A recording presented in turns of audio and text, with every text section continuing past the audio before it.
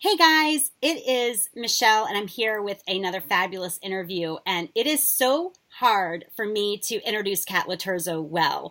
I've called her the Howard Stern of coaching, and she's just so much more than a coach. She's a tribe leader, a mother. She does some one-on-one consulting. She offers digital products, live events. She's an international sensation, an industry leader generating multiple six figures a month. She's a published author of countless books, which I can't wait to talk about. And here's what she believes. It's like put out there right on her website. You can have it all, whatever you dream of and more, in business, with your body, with your whole freaking life. She actually put freaking there, which I'm not sure why she did that. Most of her emails is just straight up, the dropping the F-bomb. But she says with your whole freaking life, that you can start now. That's what she believes. I met her through a PR company and I knew we'd be fast friends. She speaks women who wow language. She's unapologetically authentic and fearlessly driven. And she is here with us today to take your questions. So our topic is the anti-marketing, do what you want and still profit wildly with Kat Laterzo. I'm so happy to have you here, Kat. Really, really excited about that.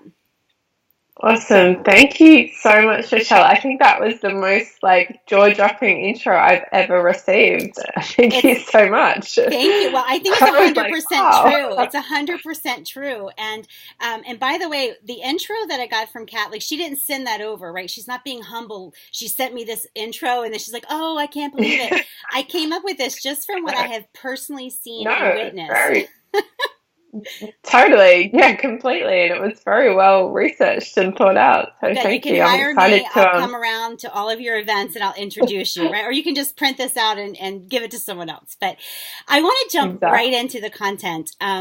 You mentioned something in your books, and a lot of our members have read a lot of your books, and it really hit a chord with me and with our members, because you said that rewards don't work for you. Like, bottom line, you can reward yourself whenever you want, and that punishments don't work either, right? We're kind of too smart for that. We're like, oh, I'm not going to punish myself this time.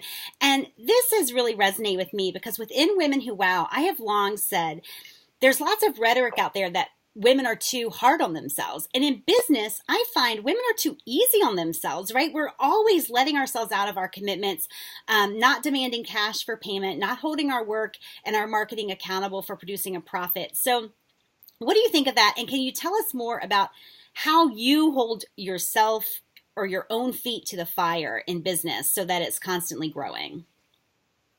Yeah, and I love this question. And when we first met over the phone, obviously when we first connected through that PR company, I remember we got into a similar sort of conversation. And as I was sitting there, and you were sort of responding to this exact topic that we were talking about, I just remember thinking, oh, I think I'm gonna be friends with this woman because we were so on the same That's page. right. And I just feel like it's rare, maybe not rare in the circles that we've created and the communities and movements that we've created, but in general, I think it's rare for women to really be tough enough in business or in life. And one of my favorite articles of my own, which I wrote, it was called "Why Women Need to Harden the Fuck Up in Business."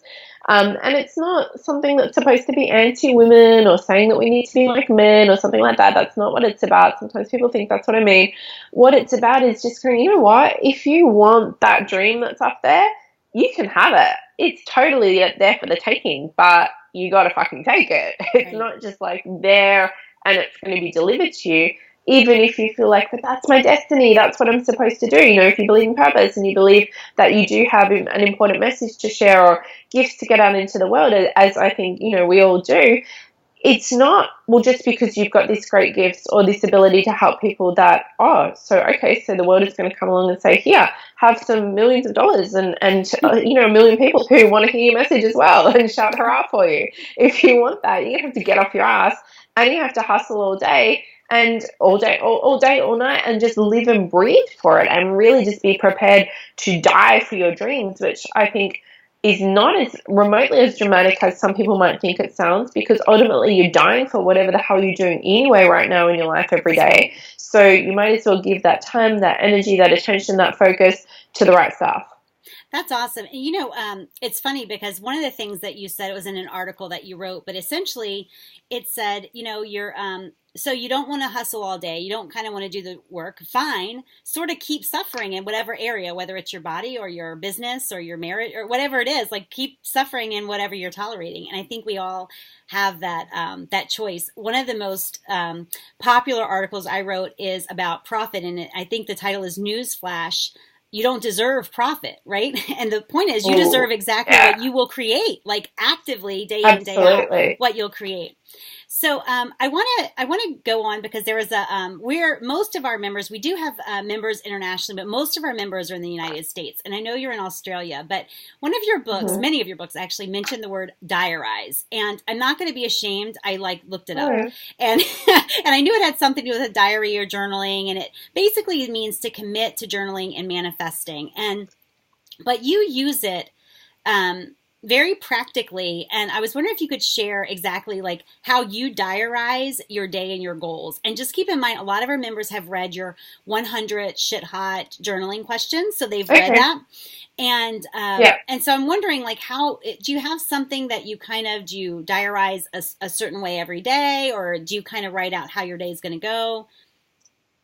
Yeah, so I mean, I have a lot of different tools and I guess techniques and exercises that I use for journaling and for, well, diarizing is one word that I'd say, journaling is another word, or even if I wanted to say more of an extended version, then writing it into reality. So there's certainly different, I guess, exercises that I use on repeat. But really, I guess the best way to sum it up or talk about it is that it's just a matter of taking what's in here that's kind of like a mishmash, or it's a bit vague and rambly and you can't quite get it into words and lay it down, and just laying it down through the process of putting pen to paper and writing whatever comes to mind and letting it gradually distill itself. And I think that a lot of times people feel hesitant around the topic of really getting into a solid journaling practice because they feel like, but I don't really know what I want, or I don't really know how to journal, I'm not quite sure what to say. And the thing that I really want people to understand is, well, it's not supposed to be, it doesn't need to be some kind of really pretty and perfect process. The whole point of journaling and putting stuff into diary format is to get the madness out of your head and to get the messiness out and to let it gradually sort itself out into clarity. So it's about giving yourself permission to just write out whatever comes to mind, which might feel messy or crazy or rambly or whatever it needs to feel.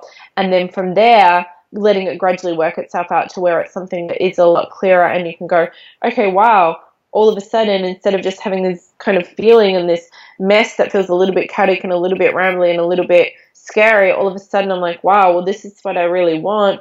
And now I'm going to lock that down and I'm going to write it out and claim ownership over it, essentially. So I very actively use journaling and writing in a journal and in a diary as a process to what I would term call in the life that I want. And it's something I take extremely seriously. You know, I think that a lot of people look at practices such as journaling and assume that it's just kind of like a nice thing to do, think about what you want and kind of like daydreaming and that sort of thing. And the way I look at it is, it's everything. You're literally going to create, like your physical reality will be an outcome of your thoughts, right? So rather than letting my thoughts do whatever they want, why would I not just actively train my thoughts to, you know, think in a way that's supportive of my goals? Right. And just to be clear, you do take pen to paper, right? Like I have my favorite pens that it's not like you're typing it out or anything like that. It's pen to paper. Correct. Right? Yeah. So yeah, for me too. I think there's some magic usually. In pen Yeah, to like paper. 90% of the time. I mean, I actually have a journaling file on my computer, which is, I guess, my backup if I occasionally forget a journal. Okay. Or don't. Yeah, but I've got journals everywhere. I've got I just got back from the US yesterday and I bought 8 new ones and I already took about 4 with me and I was only gone for 10 days. So it's almost like an addiction. And do you use, is there a certain amount of time? I know it's a non-negotiable for you. So are you journaling 5 minutes a day, 15 minutes a day? Is there a minimum? Yeah, it's I don't time it if that's what you mean, but I guess my minimum that I would really go for is going to be about 10 minutes, 10 to 15 minutes if I'm feeling pressed for time, if I'm like, oh my God, okay, one question I get asked a lot is how do you balance it all and how do you do so much whilst having kids? And I'm sure you get asked the same thing, right? Even though our children are different ages. Now, how old are your kids? So my daughter's going to be 7 in 4 or 5 days and my son's 3. Okay, good. Those are fun ages. Yeah, definitely. Yeah, so one of the questions that I guess get asked a lot is around that and how I fit it all in and how I sort of balance it all. And I guess my answer to that is, well, I do definitely have those days where it goes crazy and it feels crazy. Um, and that will be a time when I might be very conscious of the fact that I only have like 30 or 40 minutes in the morning to try and get stuff done. And then I'm probably going to lose the next 3 or 4 hours with kid stuff, right? And even on those days, I will definitely journal. And it might just be that I'm more conscious of it. Something like, okay, I'm only going to do like 10 minutes or 15 minutes because after that I want to write my blog post and then I want to look at my sales activity for the day or something like that. But there is no way that I would compromise the journaling.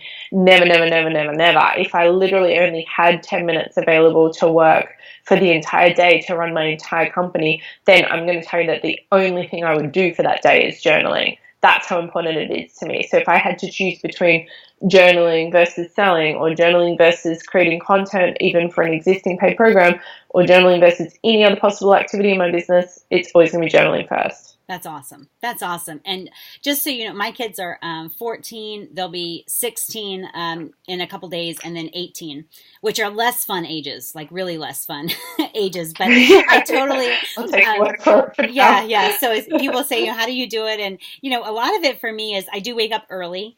Which I think is pretty critical. I wake up early, but also, I have to live according to my own priorities, right? Like I have to not allow people kind of like time terrorists coming in and taking my time. And so I limit access and all that stuff because otherwise, can you imagine like we lose several hours a day to kids, and those are hours we gladly lose, right? Because we love it. We love it like we love our business. We love that mom time, but we still have to get stuff done. And I think it's the priorities and the boundaries, plus waking up early, which I think a lot of people are unwilling to do.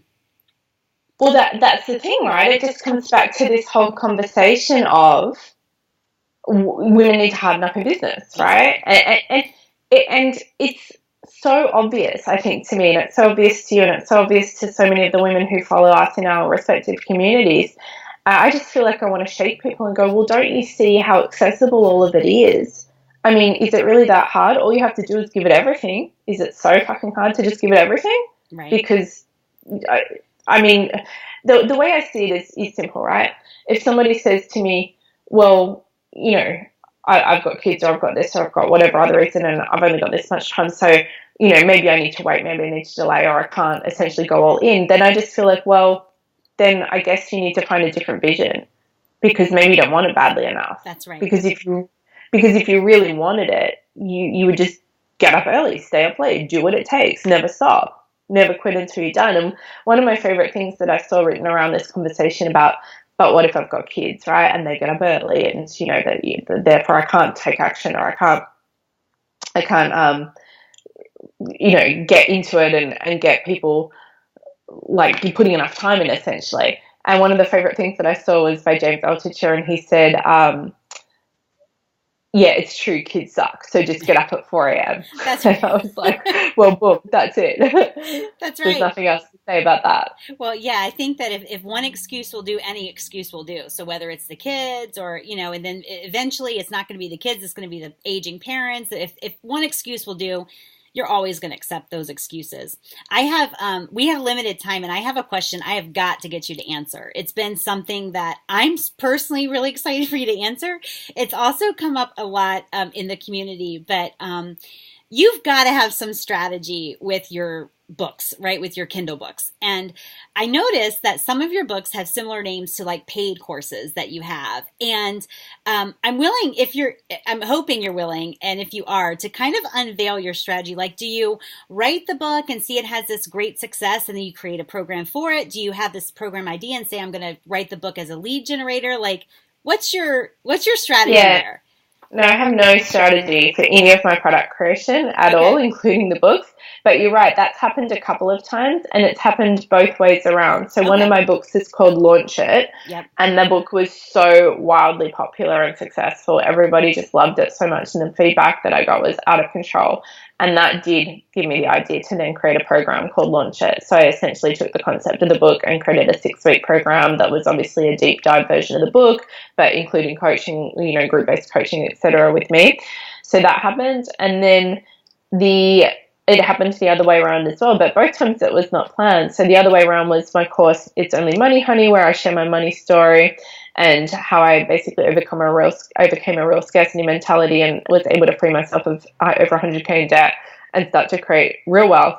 And that was just so dear to my heart. And I had written a ton of blog posts on the topic, and I used the blogs as part of the promotion for the course. And then I just thought, well, I just need to make this into a book as well and make this accessible to people, even if they haven't done the course. So those are the two that jump out for me. There's probably others that are similar well, there's the journal one now, because I've just currently finished launching my Journal Your Way to Rich, Successful and Free program.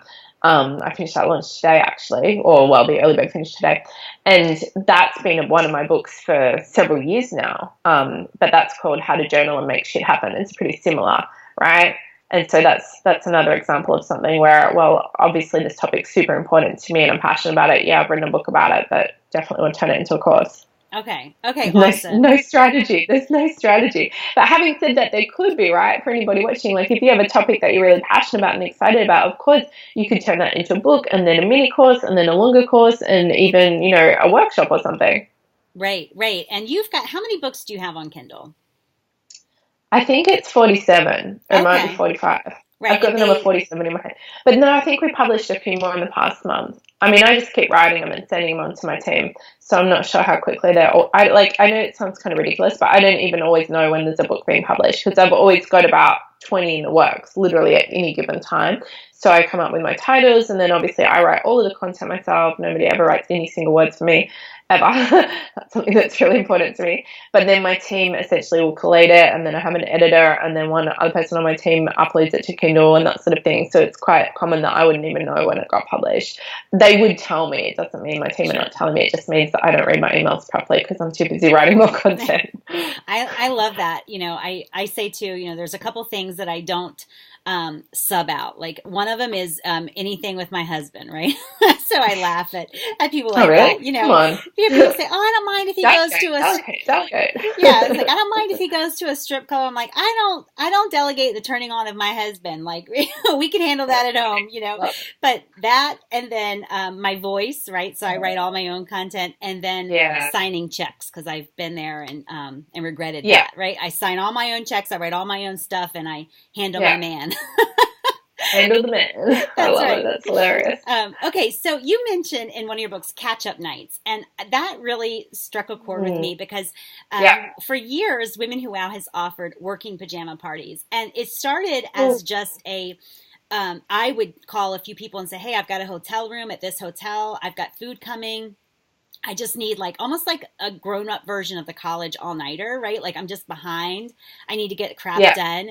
No speakers, no agenda. We literally eat meals together and we sleep. Now we just rent this giant house and we usually, it depends on how many people can come in and we just get our to-do list done. So I'm curious, how often you have your catch-up nights, if you ever invite friends or, to do it with you, and what kind of things typically end up on your to-do list where you need that catch-up night? What kinds of things are you doing? Yeah, I love the pajama party concept, and I thought that you meant an online one at first, because I used to do that in some of my groups where I'd say, hey, let's have a slumber party, but we're all around the world, but you're doing a physical version. That's awesome. I've done that, I did something I called the Hustle House, where I had clients come and live and sleep with me in the house for 4 nights. It was kind of it was like the Big Brother house, but for entrepreneurs. I was entrepreneurs locked up in the house for 4 days and 3 nights and not allowed to sleep or leave until they create, basically, was the general concept. Oh my God, so, we should do that and sell it as a reality show. We should totally do that. Right. Well, I did film it. You can watch the 30-minute. There's a 30-minute episode of it on my YouTube if you just search my name and my YouTube and the Hustle House episode. So it was only 3 clients and they obviously paid to be here, and they actually made an insane amount of money between them launching, going from idea to launch in that 3 days. It was epic. But yeah, I think it'd be cool to do a bigger version. So I actually do this all the time with friends. I just got back from LA and I was staying with my entrepreneur best friend, Regan, who we just talk all day, every day, and we have some little ventures together and stuff, but we met through Facebook and just we're soul sisters, right? So we're staying in Hollywood. She's got this amazing house in Hollywood, and it was Saturday night, and we literally had 10 invites, including celebrity parties and cool bars and that sort of stuff, and it was 8 p.m. and we were both Saturday night, right? And in LA, and the night before I left as well. And both of us were like, is it bad if we just order food from Uber Eats and sit here on our laptops? And that's what we did. And I mean, we're like, like we could be going out, but that's what we wanted to do. And we did that, I think several nights over the past week, just sitting up till 1, 2 a.m., like having some wine and laughing and having fun, but definitely hustling and getting work done. I've had that happen many times with friends when they've popped in, and one of my friends said to me the other week, she's like, I think you're my only friend who arrives with her laptop when invited around for a drink. And I just looked at her like, I don't even understand why that's comment worthy. Right. But I hadn't even, when she said it, I was like, I guess that is a bit unusual to just walk in, pull my laptop out, sit down and start talking whilst working. But that's literally the friendship that I have with a lot of my friends, not all of them, but with those who I do, then that's how we are. And then for myself, when I'm, just by myself, as I am most nights, then I will quite happily sit here. Like, it's nearly midnight here right now. I mean, I may or may not stay up after we finish our interview, but quite often after the kids go to bed, I'll just sit there and I'll not move my butt for like 5, 6, 7, 8 hours, and I'll just get through all my shit. And so what I'm doing in my hustle nights or my catch-up nights is actually pretty much everything except content, because the thing is, and this is like the big message that I want people to understand as far as where my money has come from and how I've built my empire to the level that I have, it's because I am extraordinarily disciplined throughout the day at ruthlessly ignoring everything except content. So that's a real discipline, right? Because most entrepreneurs are worried about all the little things and all the catch-up things and admin and whatever, like optimizing a fucking landing page or Facebook ad or whatever it might be. And I'm the opposite. All I do during the day is write and speak and create content. Write, speak, and sell, essentially. That's all I'm doing all day long. So then at the end of the day, there's like every other thing that goes into running a multiple 7-figure company that has not been done, and the emails are out of control and the messages are out of control, and there's a whole freaking list of shit. And I have an amazing team, don't get me wrong, right? I'm not running around doing jobs that I shouldn't do. I have an incredible team at this point in my business, but I need to still be the CEO in my own business and the director of my own company. And so there's a lot of stuff, and essentially if I don't do it at night, it won't get done because I just will not do it during the day. All I will do is content. I don't care. I'll just ignore everything. I don't care who it means I'm letting down. I'm not going to let myself and my community down. Awesome. Okay, so I had a question for you, and then we'll kind of wrap up because we're out of time. But this is something that I kind of have always railed against, like the elevator speech. And I got blacklisted from this big organization because I was speaking, and and everyone was introducing themselves, and it was more like, "Hi, I'm Michelle Pippin. I help women entrepreneurs, Michelle Pippin." And it was just really odd. It was always the same. And so they called me up to speak. Yeah. And I said, who are you talking to? Like, who are all of you talking to? And they had all practiced this elevator speech. And I did not know the person who ran that had written the book on like elevator speeches. So, but I still probably would have said it anyway because it was so bizarre. But a lot of people that I do life with, like my kids are on a ball team with or whatever, they don't really know what I do. In fact, one lady the other day was saying, oh my gosh, I said I was self-employed. And she said, oh, this school system's looking for a bus driver, and I'm like, what part of self-employed makes you think? Right. Well, not right. But I'm wondering, you write, speak, and sell. That's another program you have, by the way. So everybody can look that up. But you write, you blog, you have online communities, live events. So when people that are, you're just out and about, you're at the park with a kid, and someone asks you, what do you do? What do you do for a living? Like, what do you say? What do you say? Honestly, I keep it as low key as possible because I've learned not to get into a conversation. So this happened even yesterday, actually, at the gym with the girls on reception there. I can't remember how it happened, but it did. And I will say something. Sometimes I'll say I'm a motivational author and speaker, which is not really how I'd sum myself up. But you know what? Like, what am I going to say? I'm going to sit here and give pretty much the entire fucking bio that you just gave me at the start of the interview, right? So I might say that, or sometimes I'll just say I'm a writer. Or I help women brand themselves online. That's about as complex as I'll get. I try and keep it really simple. But I find that saying any of those things definitely lead to a question, because people are interested in that usually, and they'll be like, "Ooh, really? What do you write about?" Or, "Oh, wow, how, that sounds cool," or something like that. But most people won't, like, most people ask one question and you can see that they're kind of like, "Oh, that sounds cool and interesting," but they're not really like clicking into it. And then occasionally you'll get somebody who straight away you feel them light up, like it's going to be somebody who's like you or me, but way before we knew anything, right? But they feel it inside of them. That's right. And they will instantly respond to that, and their whole body will come alive, and they'll be like, "Really? What's that like?" Right. And then when I feel that, that's when I'll actually go into some more detail, because I feel like, "Oh, you're one of us. You just don't know it yet." Right. Or you do know it, but you're trying to figure it out. I've gotten to the same point. Like I'll say something like I'm self-employed, or I run a consulting business or something very simple, because anything else that you kind of get like a really blank look that I think lets people somehow come to the conclusion that we're desperate for a job, a real job, right? Yeah. But well, thank you so much, Kat. I know how valuable your time is. Everyone is super thrilled about this interview.